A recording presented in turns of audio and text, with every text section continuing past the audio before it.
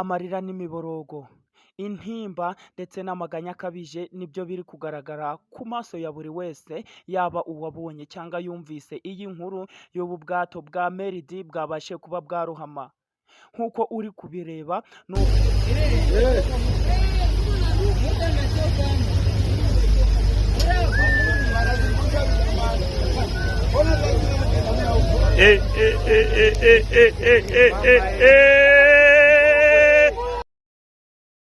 barema isoko.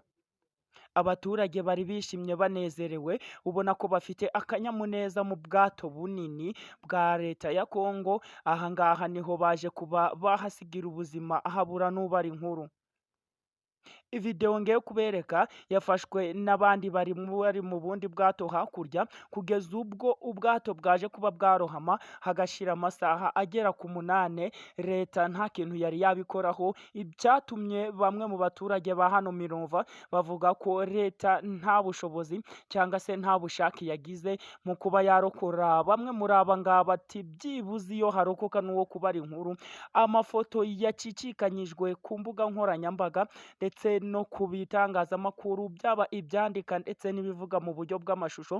Kugeza ubu ngubu ni ifoto y'akana ubona ko mama we yari agasigatiye, ubona ko ari akana gatoya. Ibi ngibi rero nibyo byatumye Felix Antoine Tshisekedi ahaguruka yohereza ingabo kabuhariwe z'abamarine, kugeza ubu ngubu zabashe kuba zagira abo zakuramo, nubwo bakuwemo ari imirambo nk'uko ubibona ku mafoto. Aha ngaha rero ni naho abari barikomo kuba bagerageza kuba bahaga cyangwa se kuba bakanda mu nda ngo barebe ko yenda hari n'uwabara inkuru cyangwa se kuba yarokoka. Ikivunge cy'abantu cyari cyikorewe n'ubu bwato ndetse n'imizigo kangari yari yikorewe n'ubu bwato, byose byaguye mu mazi nk'uko uri kubibona. Kugeza ubu ngubu ni inkuru yaje kuba yababaza abanyekongo ndetse by'umwihariko abasanzwe batuye hariya mu mujyi wa Goma, kugeza ubwo baburiye ababo hano muri iki Kivu.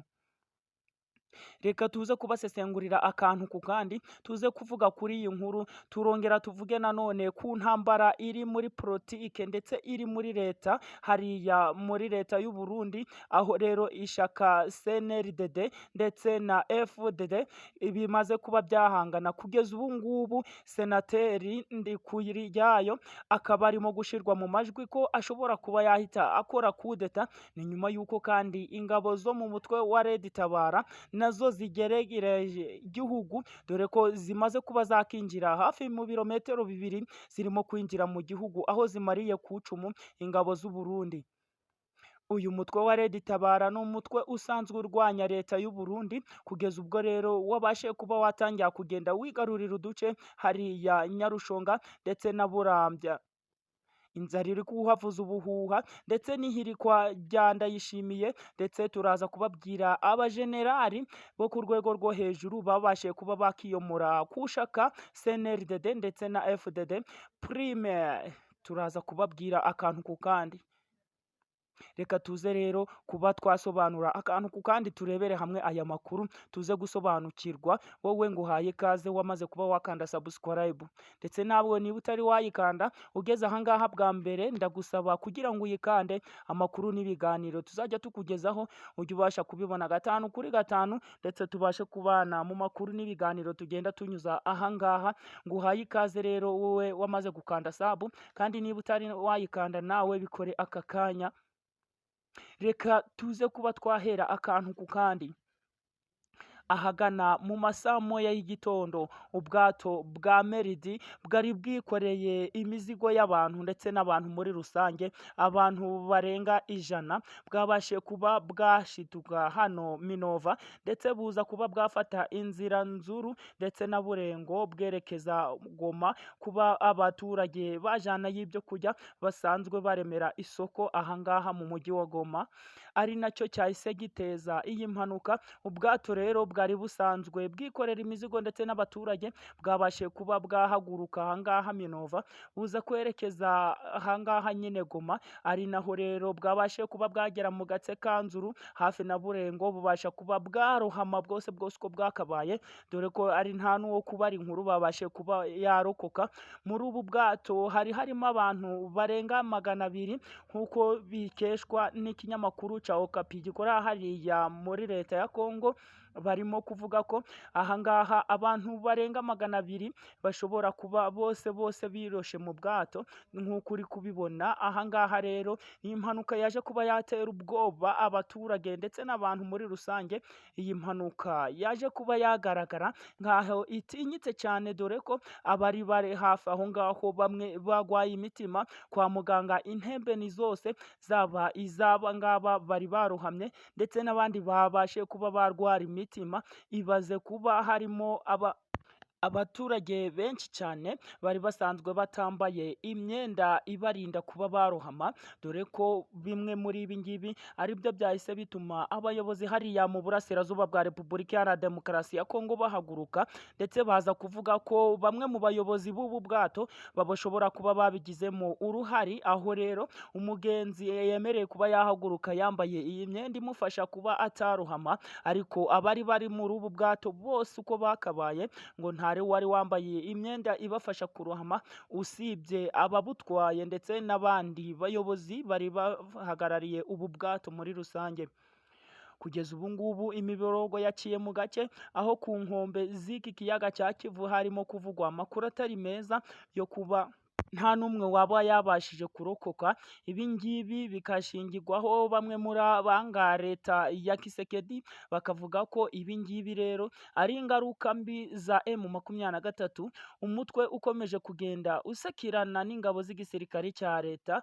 Kugeza ubu ngubu intambara irimo kugenda ibera hariya Sake, ari nako abantu bagenda babihuza n'irohama ry'ubu bwato. Bamwe bakavuga ko hari bamwe mu batasi ba M23 babashije kuba bakora kuri ubu bwato ndetse bakabasha kuba bagira systeme zimwe na zimwe bahinduramo, ari byo bishobora kuba byateje impanuka, ibintu bitari kuvugwaho rumwe n'abasanzwe bakoresha ubu bwato mu buryo bwa rusange. Bakavuga ko ibi ngibi byaba ari amahimbyo, ntago intambara ya M23 kari ntaho ihuriye n'ubu bwato, ndetse ko izi nyeshyamba za M23 zitakora igikorwa nk'iki ngiki cy'ubugwari cyo kuba barohamisha abasivile basanzwe bagenda hariya muri kariya gace. Kugeza ubu ngubu rero imirwano irimo kubera hariya Sake ahagana mu rukerera mu masaha 8 niho twagiye twumva ibisasu ndetse n'ibombe zirimo kugenda ziturikirizwa hariya Sake,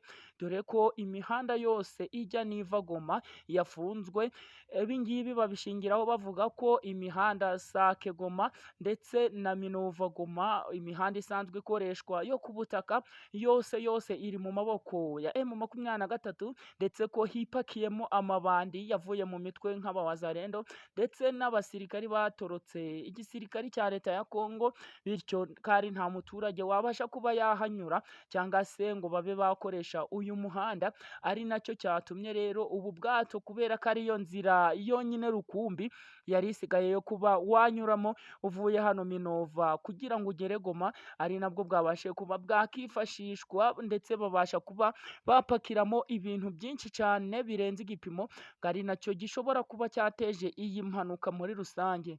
Imirwano ikomeje kugenda isakiranye impande zombi, aho izi nyeshyamba za M23 zikomeje kugenda zisakirana n'izi ngabo z'igisirikare cya leta ya Kongo, aho rero bikomeje kugenda bifata indi ntera ndetse bikomeza kugenda bivugisha abantu batari bake, aho bivugwa ko M23 ari intsinzi ikomeye yo kuba yafata Goma, dore ko iyigeraniye aho imihanda yose yatangiye kugenda yifunga, ari nacyo cyahise gituma indege nka za Sueya 25 ndetse na Sueya 52 zabashe kuba zahita zihaguruka n'ibifaru zikabasha kuba zaminja amasasu menshi cyane kuri M23, nayo bigaragara ko yihagazeho, aho igikomeje kuba yagenzura uduce turimo Sake ndetse na Minova. Aha ngaha Nzuru, utu duce twose M23 akaba ari ikomeza kugenda itugenzura muri rusange.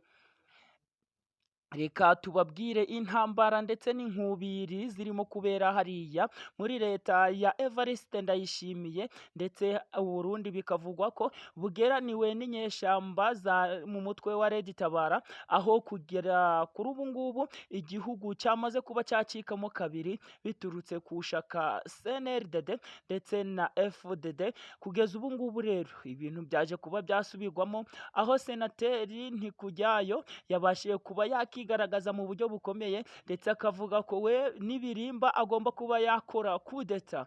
Uyu nguyu usanzwe ari umusenateri ndetse unashirwa mu majwi, aho agereranwa na Evariste Ndayishimiye kuri ubu ngubu ufashe inkota, ndetse akaba afite n'ubushobozi bwo kuba yakoresha amatora. Kugeza ubu ngubu rero uyu nguyu Ntikujyayo uri gukomeza kugenda ashirwa mu majwi, dore ko ari afite n'akazi mu buyobozi cyangwa se muri leta, kuko asanzwe ari umusenateri. Kugeza ubu ngubu arimo kugenda ashinjwa kuba yakora kudeta umunsi uwo ari wo wose, ndetse iri shaka CNRD rikavuga ko uyu munyapolitike ndetse akaba n'impirimbanyi ya hariya mu Burundi ashobora kuba yakoresha kudeta abinyujije kuri uyu nguyu Generali Prime Niyongabo ndetse no kuri uyu nguyu Kirapanze Emmanuel.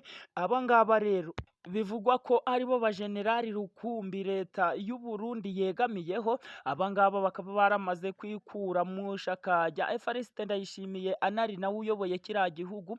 Bikavugwa ko rero iri shaka niba rimaze kuba ryatakaza abanyapolitike ndetse n'abajenerali bakomeye bangana gutya, bigomba kuba ngombwa ko Evariste Ndayishimiye natitondera ibyo arimo gukora, agomba kuba yahita ahabwa isomo ndetse akaba yakeguzwa isaha n'isaha. Ibintu rero byakomeje kugenda biteza umwuka mubi, aho abasanzwe abakorana bya hafi n'uyu Petero Nkurunziza ndetse n'umugore we bavuga ko ibi ngibi bitagakwiye, aho rero bakomeje kugenda bicwa n'inzara ndetse bakagenda kuko bakomeza kugenda bahohoterwa mu buryo bugiye butandukanye, aho bakomeza kugenda bavuga ko uyu Nkurunziza afashwe nabi, kugeza ubwo abari mu duce twa Murambya ndetse na Murungo ndetse na Buyanza bavuga ko inzara ibishe, kugeza ubwo bari kushobora kuba bahita barambika umusaya ndetse batanagize icyo bashira bashira ku munwa, ndetse inzara iri kuvuza ubuhuha mu buryo bukabije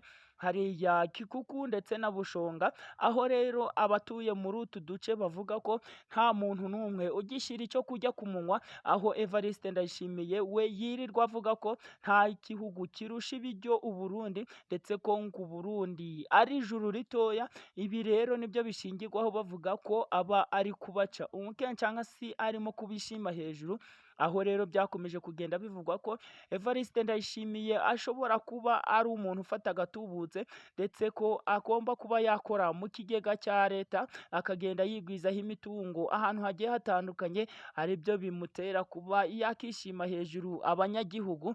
Bamwe mu banyapolitike ndetse basanzwe barebera inyungu Uburundi bavuga ko Evariste Ndayishimiye naramuka yegujwe cyangwa se akabasha kuba yarangiza manda ye, atazongera kuba yakemererwa kwiyamamaza, aho rero uyu Evariste Ndayishimiye akunze kugaragara ku mafoto ndetse no ku mashusho.